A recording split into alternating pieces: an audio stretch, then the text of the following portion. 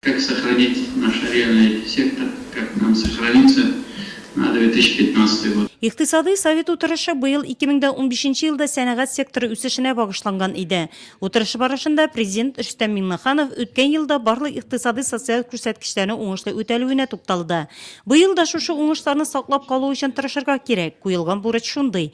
Иң мөһиме республиканың сәнәгате нәтиҗәле эшләсен дип белдерде президент. Если не будет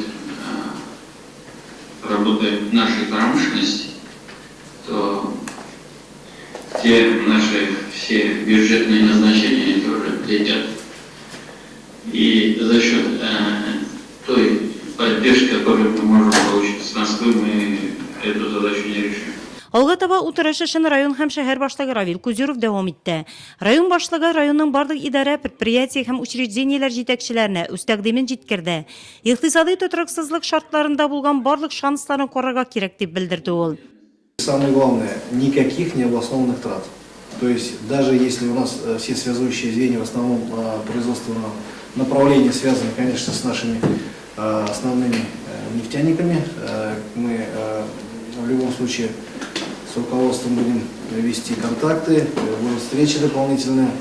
Что касается бюджетников, в основном это исполкомов на контроль, никаких необоснованных затрат.